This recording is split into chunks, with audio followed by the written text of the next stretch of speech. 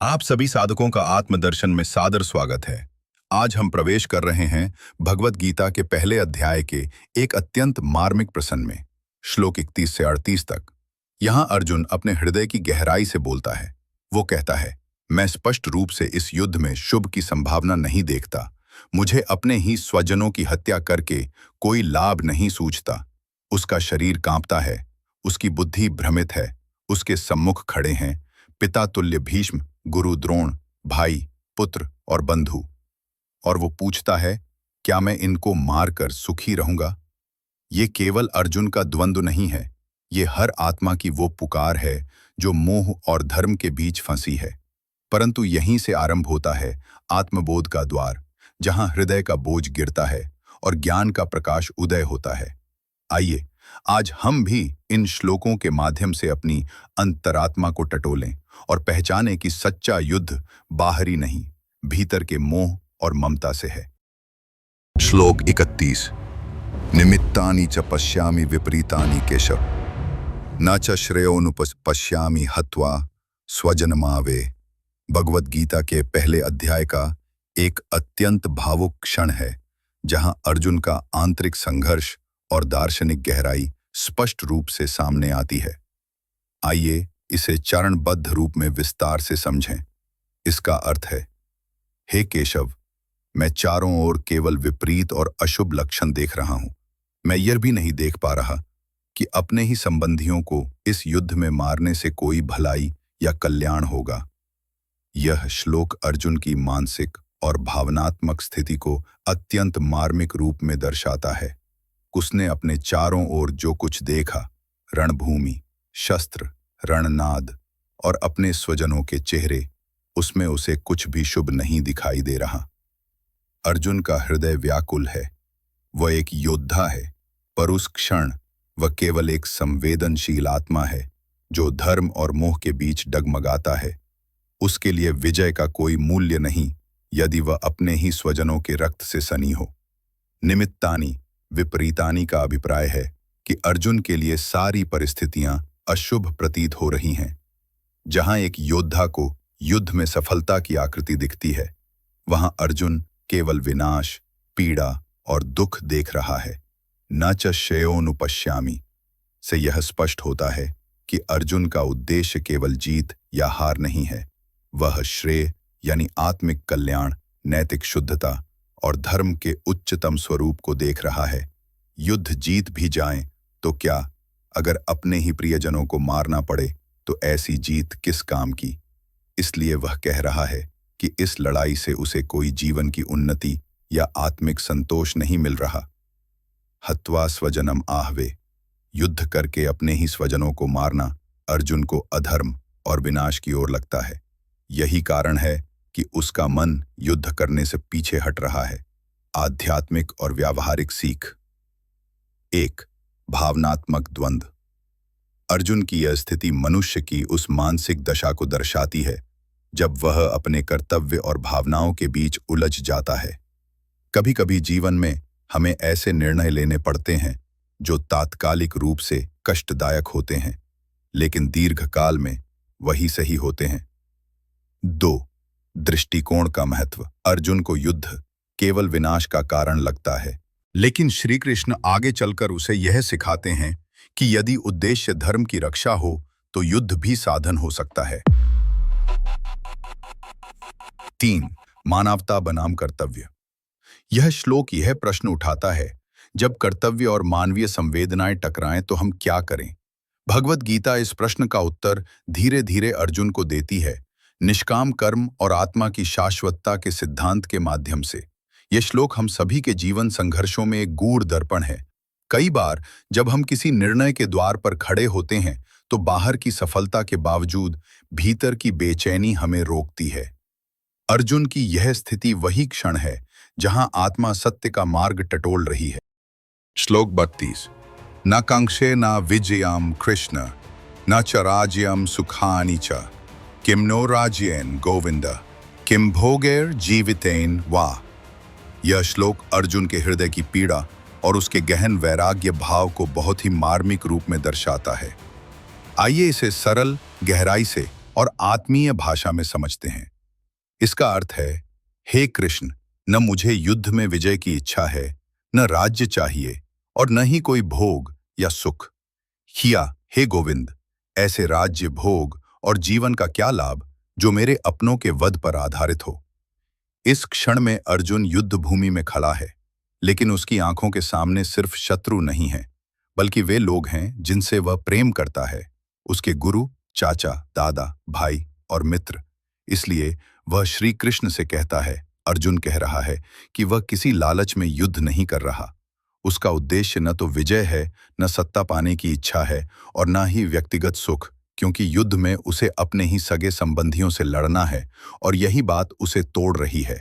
अगर अपने ही दादा भीष्म, गुरु द्रोणाचार्य, भाई कौरव, चचेरे भाई, मामा मित्र ये सब युद्ध में मारे जाते हैं तो अर्जुन को लगता है कि ऐसी जीत, ऐसा राज या ऐसा जीवन व्यर्थ है।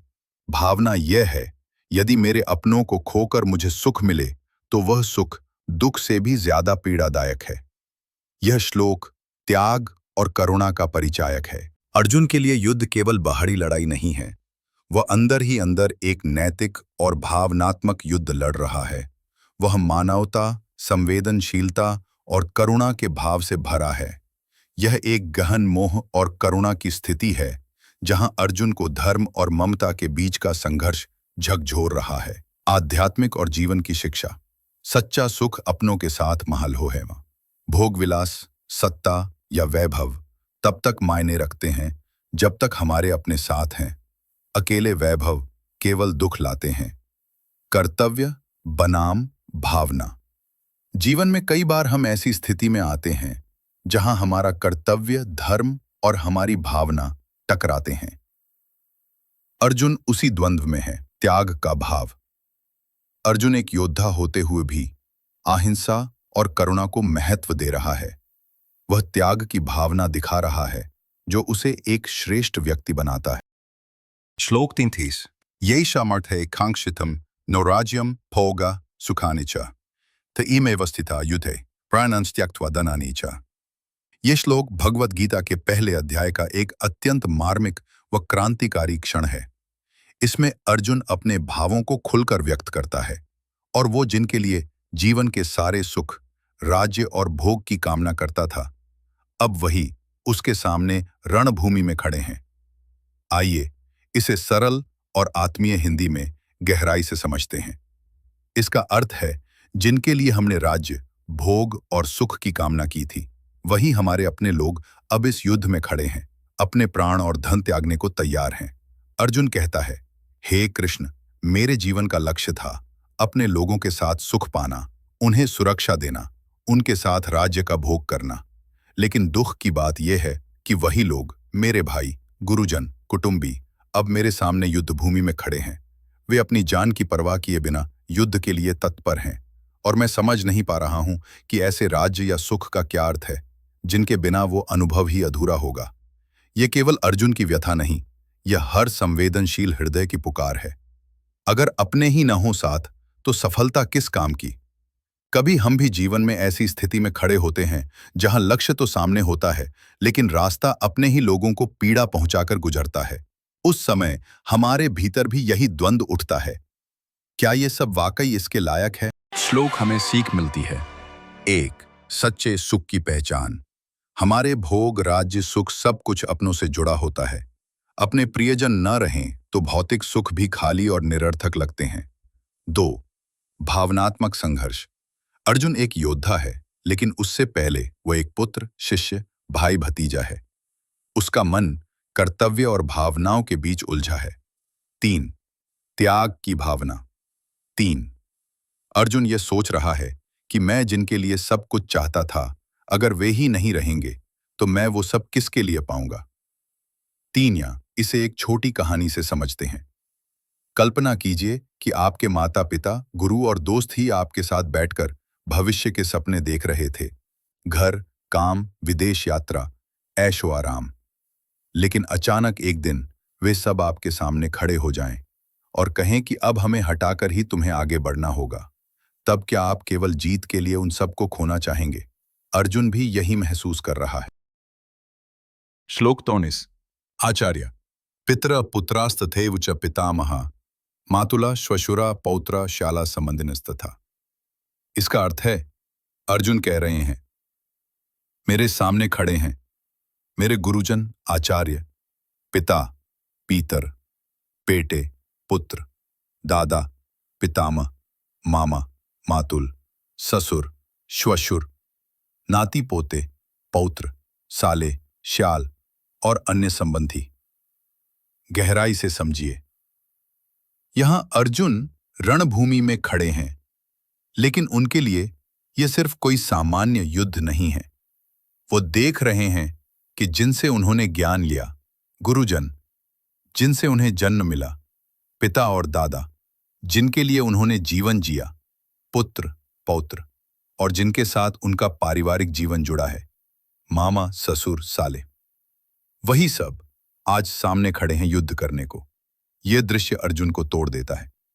वो सोचते हैं, मैं जिनके लिए युद्ध करना चाहता था, अगर वही लोग मुझसे युद्ध में मारे जाएंगे तो यह युद्ध किस लिए और किसके लिए? युद्ध की असली पीड़ा यह है कि अर्जुन को यहां युद्ध की शारीरिक नहीं बल्कि भावनात्मक और रिश्तों की मार ज्यादा महसूस हो रही है। उसे लग रहा है कि यह कोई धर्म युद्ध नहीं बल्कि रक्त संबंधों का युद्ध बन गया है।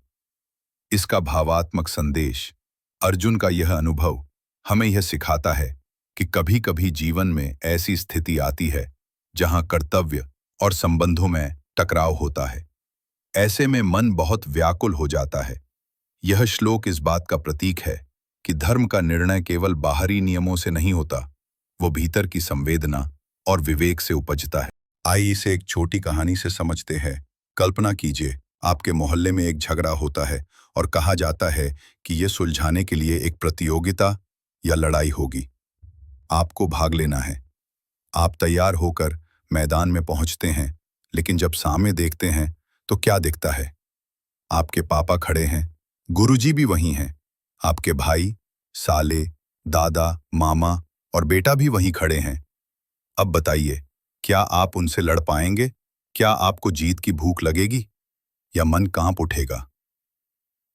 अर्जुन का दिल भी ऐसा ही कांप रहा है। उसका सवाल है, मैं जीतूंगा किसके लिए और मारूंगा किसे? इस श्लोक से हमें सीख मिलती है कि युद्ध केवल तलवारों का नहीं होता, दिल का भी होता है। जब अपने सामने हो तो निर्णय लेना कठिन होता है। जीवन में कई बार कर्तव्य और भावना टकराते हैं। हमें ठहरकर सोचने की जरूरत होती है, सही क्या है? रिश्ते हमारी शक्ति भी होते हैं और हमारी कमजोरी भी। अर्जुन की यही स्थिति है, वो रिश्तों में बंध गया है। श्लोक 35। एतन्न हन्तुमिच्छामि ज्ञोतो अपि मधुसूदना अपि त्रैलोक्य राज्यस्य हेतु किन्नु महि कृते। इसका अर्थ है, हे कृष्ण, ये जो मेरे अपने हैं, मैं इन्हें मारना नहीं चाहता, भले ही ये मुझे मार डालना चाहें। अगर मुझे तीनों लोकों स्वर्ग, पृथ्वी और पाताल का भी राज्य मिल जाए, तब भी मैं इन पर हथियार उठाने को तैयार नहीं हूं। तो सिर्फ इस पृथ्वी के राज्य के लिए लड़ाई करने का कोई सवाल ही नहीं उठता। इस क्षण में अर्जुन भावनात्मक रूप से पूरी तरह टूट चुके हैं। वे धर्म और अधर्म, कर्तव्य और भावुकता के बीच फंस गए हैं। यह श्लोक अर्जुन की आंतरिक पीड़ा को दर्शाता है। वह युद्ध करना नहीं चाहते क्योंकि सामने उनके अपने हैं, भाई, गुरु, चाचा, मित्र। भले ही उन्हें स्वर्ग का राज्य या समूचे त्रिलोक पर राज मिल जाए, फिर भी वो अपने प्रियजनों की हत्या कर कुछ पाना नहीं चाहते। यह अर्जुन के वैराग्य और करुणा का चरम है।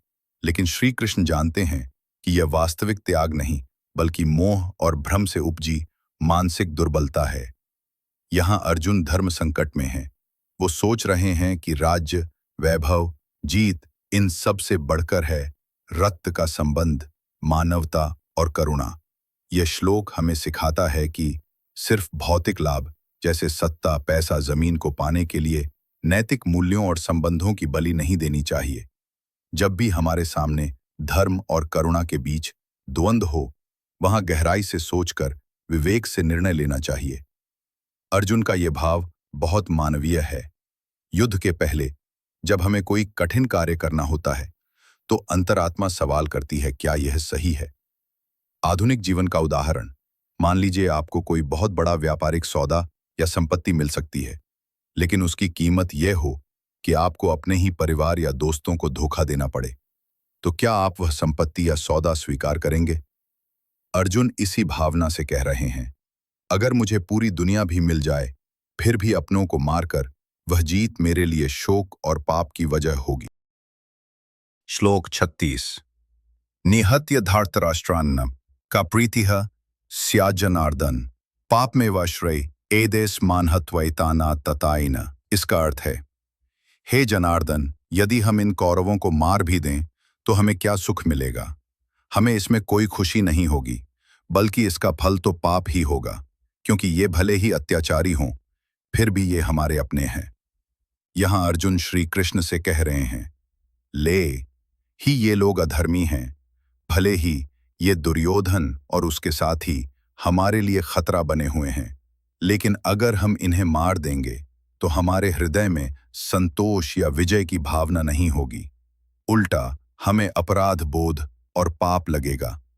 धार्तराष्ट्र केवल शत्रु नहीं, परिवार भी हैं। अर्जुन को ये युद्ध सिर्फ बाहरी लड़ाई नहीं लगती, ये उनके रक्त संबंधों और प्रेम का टकराव भी है।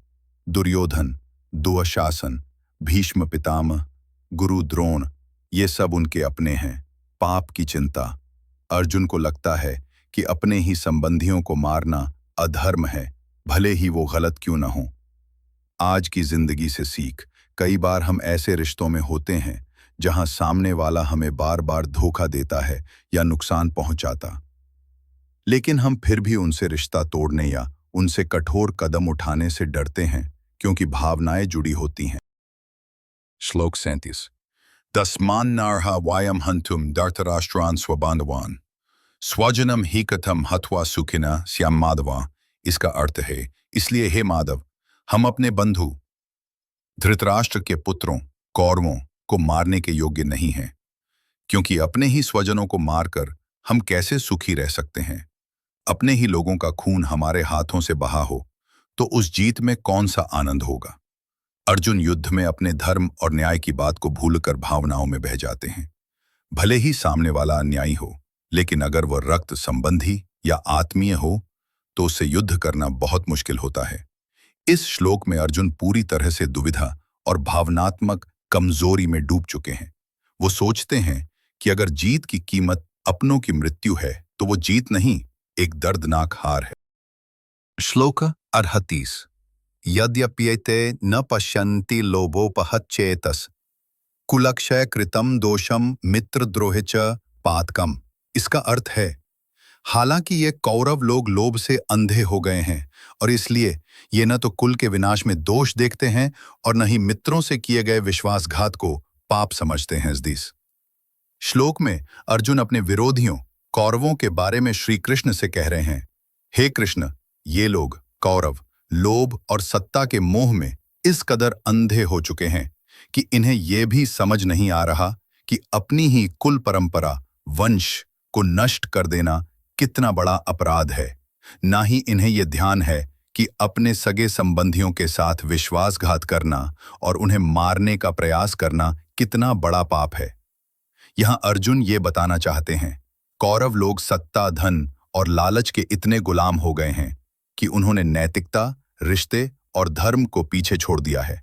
उन्हें अपने भ्रातृघात, भाई की हत्या, कुल के विनाश और मित्रद्रोह की कोई चिंता नहीं है। आज के समय में प्रासंगिकता, आज भी कई लोग धन, पद या स्वार्थ के लिए अपने रिश्तों, दोस्तों और मूल्यों को तोड़ते हैं। ऐसे लोग खुद ये भी नहीं समझते कि वे कितनी मानवता और नैतिकता खो रहे हैं। यह श्लोक हमें यह सिखाता है कि यदि लोभ और अहंकार हमारी चेतना पर हावी हो जाए तो हम रिश्ते, धर्म और मानवता सब खो देते हैं।